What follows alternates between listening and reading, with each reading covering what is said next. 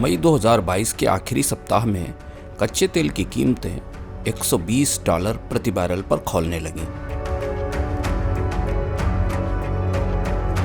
Brussels से ऐलान जो हो गया था कि दिसंबर 2022 के बाद यूरोप को पुतिन का कच्चा तेल नहीं चाहिए। अब क्या हो, कैसे कम हो तेल की महंगाई? निगाहें तेल वालों के कार्टेल पर थीं, यानी ओपेक प्लस पर, जिसमें कुल 23 सदस्य हैं। यही देश कुछ कर सकते थे जिससे तेल की आग पर पानी पड़े। 2 जून को वियना में वीडियो मीटिंग हुई, मगर तेल कार्टेल नहीं पसीजा। कच्चे तेल के उत्पादन में मामूली बढ़त का फैसला हुआ। क्रूड ऑयल फिर नई ऊंचाई पर जा लगा। ओपेक ने तेल उद्योग की जिन 7 बहनों यानी 7 सिस्टर्स के कार्टेल को खत्म किया था, क्या वही समूह 23 दोस्तों का कार्टेल हो गया है? कौन सी 7 बहनें? क्या हुआ था 1960 में?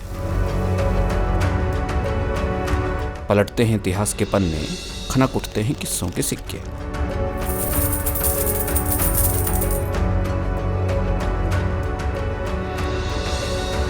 इस वक्त यकीन जरा मुश्किल होगा कि एक पत्रकार के जरिए 2 तेल मंत्रियों की एक छोटी सी मुलाकात ने दुनिया में कच्चे तेल का पूरा बाजार ही पलट दिया। यह किस्सा गजब का रोमांचक है। इस कहानी के पहले नायक जुआन पाब्लो पेरेज अल्फांसो वेनेजुएला के समृद्ध परिवार से आते थे। उन्हें काराकस के छात्र आंदोलनों ने गढ़ा था। वेनेजुएला में जनरल जुआन विंसेंट गोमेज की तानाशाही के खिलाफ चले लंबे आंदोलनों का हिस्सा थे पेरेज अल्फांसो। 1945 में जब पहली बार लोकतांत्रिक सरकार बनी तो विकास मंत्री थे। उन्होंने कच्चे तेल उत्पादन पर टैक्स घटाया और यह तय किया कि तेल उत्पादन करने वाली कंपनियां अपना 50% से अधिक मुनाफा विदेश नहीं ले जाएंगी।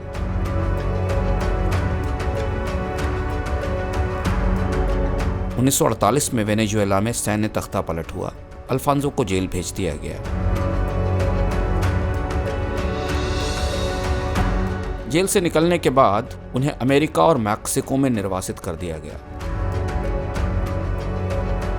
अल्फांसो ने तेल की अर्थव्यवस्था को करीब से समझा था। उस वक्त rail road commission of Texas America में तेल उद्योग का नियामक था। अल्फांसो ने इसके कामकाज का गहरा अध्ययन किया था। 1930 में टेक्सास में तेल मिलने और उसके तुरंत बाद आई महामंदी के कारण अमेरिका की तेल कंपनियों को बड़ा नुकसान हुआ था। अल्फांसो मानते थे कि तेल कंपनियां कीमतों को लेकर मनमानी कर रही हैं। 1958 में वेनेजुएला में फिर सत्ता बदली। पेरेज अल्फांसो नई सरकार के हाइड्रोकार्बन मंत्री बनाए गए। ओपेक की बुनियाद रखने वाले दूसरे तेल मंत्री का किस्सा भी अजीब है। सऊदी अरब के तेल मंत्री शेख अब्दुल्लाह इब्न हमूद अल तारिकी के पिता सऊदी अरब और कुवैत के बीच ऊंटों का कारोबारी कारवां चलाते थे।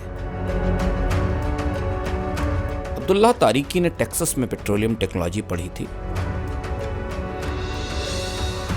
विदेश से लौटकर 1948 में वह सऊदी अरब के विदेश मंत्रालय में अफसर हो गए। 1954 में उन्हें पेट्रोलियम मामलों का डायरेक्टर जनरल बना दिया गया।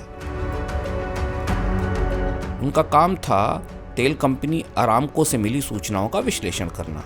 उस वक्त की अरामको अरब और अमेरिकी कंपनियों का विशाल कंसोर्टियम थी। 1960 में पहली बार सऊदी अरब में जब पेट्रोलियम मंत्रालय बना तो अब्दुल्लाह तारिकी पहले पेट्रोलियम मंत्री थे। 1960 ही वह साल था जब बगदाद में ओपेक का गठन हुआ। ओपेक का गठन दुनिया के इतिहास में अपने तरह का पहला वाकया था। 1960 से पहले दुनिया का तेल बाजार 7 ग्लोबल तेल कंपनियों के कब्जे में था। पहली कंपनी थी एंग्लो ईरानियन ऑयल कंपनी, जो आज की BP है। दूसरी थी रॉयल डच शेल, जो आज की शेल है। तीसरी थी स्टैंडर्ड ऑयल ऑफ कैलिफोर्निया, जिसे आज शेवरॉन के नाम से जाना जाता है। चौथी थी गल्फ ऑयल, जो अब शेवरॉन समूह का हिस्सा है। 5वीं थी टेक्सको, इसका भी शेवरॉन में विलय हो गया है। छठी कंपनी थी standard oil of new Jersey यानी एसओ, जो अब एक्सॉन मोबिल समूह का हिस्सा है। और 7वीं कंपनी थी स्टैंडर्ड ऑयल ऑफ न्यूयॉर्क, जिसे बाद में एक्सॉन मोबिल में मिला दिया गया था। इन्हें 7 सिस्टर्स कहा जाता था। यह नाम इन्हें इटली के उद्योगपति एनरिको मैट्टी ने दिया था। एनरिको मैट्टी बेनिटो मुसोलिनी के फासिस्ट शासन के कड़े विरोधी थे। वह मध्य पूर्व और अरब के तेल उद्योग पर इन विदेशी कंपनियों के कब्जे के खिलाफ थे। मैटी ने इटली की प्रमुख ऊर्जा कंपनी एनी की स्थापना की थी, जो आज करीब 13 अरब यूरो का कारोबार करती है। उस वक्त का ग्लोबल तेल बाजार इन 7 तेल कंपनियों के कब्जे में था। वह दौर था जब मध्य पूर्व खाड़ी देशों में राजनीतिक तूफान उठ रहे थे। ब्रिटेन और फ्रांस की उपनिवेशवादी ताकतें कमजोर पड़ रही थीं। सोवियत रूस और अमेरिका के बीच शीत युद्ध चरम पर था। 1956 में इजिप्ट यानी मिस्र के राष्ट्रपति अब्दुल गमाल नासिर ने स्वेज नहर का राष्ट्रीयकरण कर दिया। ब्रिटेन, फ्रांस और इजराइल के साझा सैन्य दखल के बावजूद नासिर ने अपनी ताकत साबित कर दी थी। मिस्र के राष्ट्रपति नासिर गुटनिरपेक्ष दुनिया के नए हीरो थे। इधर इराक में हशमत सल्तनत के खिलाफ बगावत हो गई थी। यह राज ब्रिटिश समर्थन से चल रहा था। वामपंथी बाथ पार्टी के मदद से कुछ सैन्य अफसरों ने इस सल्तनत को उखाड़ फेंका था। बाद में सद्दाम हुसैन इसी बाथ पार्टी के झंडे से इराक के राष्ट्रपति बने थे। पूरे मध्य पूर्व में इस अभूतपूर्व राजनीतिक उलटफेर के बीच 7 सिस्टर्स यानी तेल कंपनियां अपने तरह से तेल बाजार चला रही थी। इन कंपनियों के पास अकूत ताकत थी। अरब अर्थव्यवस्थाएं राजस्व के लिए इन कंपनियों पर निर्भर थी। 7 बहनों की तानाशाही का विरोध बढ़ रहा था। अब शुरू होता है तेल बाजार का असली खेल। निकिता खुश्चेव के नेतृत्व में रूस का तेल उद्योग तेजी से आगे बढ़ रहा था। 1955 में रूस का सस्ता तेल बहुत बड़ी मात्रा में बाजार में आने लगा।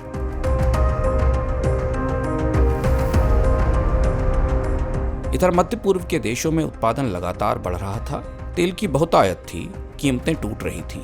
ग्लोबल तेल कारोबार पर काबिज 7 सिस्टर्स यानी 7 बड़ी कंपनियां गहरे नुकसान में थीं। फरवरी 1959 में बीपी के नेतृत्व में तेल कंपनियों ने अरब लाइट क्रूड और वेनेजुएला के कच्चे तेल की कीमत में बड़ी कटौती का ऐलान कर दिया। सऊदी अरब और वेनेजुएला की सरकारें गुस्से से तमतमा उठी। इसी बीच अमेरिका के राष्ट्रपति आइजनहावर ने नया पैंतरा चल दिया। तेल की घटती कीमतों से अमेरिका का तेल उद्योग भी परेशान था। उसकी मदद के लिए उन्होंने वेनेजुएला से तेल आयात में कटौती कर दी। तेल उत्पादक देशों का नुकसान लगातार बढ़ रहा था। अप्रैल 1959 में कायरो में अरब पेट्रोलियम कांग्रेस हुई। यहाँ 7 सिस्टर्स को भी बुलाया गया था। अरब देशों के नेता तेल कंपनियों से दो टूक बात करना चाहते थे। वे चाहते थे कि कीमतें तय करने में उनकी सरकारों की भूमिका भी हो, क्योंकि उनकी कमाई, उनके देश का राजस्व तेल कंपनियों से मिलने वाली कमाई के हिस्से पर निर्भर था। वेनेजुएला के तेल मंत्री पेरेज अल्फांसो लंबे समय से इसी मौके की फिराक में थे। वह चाहते थे कि तेल उत्पादक देशों का एक समूह बने जो तेल कंपनियों की मनमानी को खत्म कर सके। अल्फांसो वेनेजुएला की नुमाइंदगी करने कायरो पहुंचे। सऊदी अरब के तत्कालीन तेल मंत्री अब्दुल्लाह तारिकी से उनकी पहली मुलाकात यहीं हुई थी।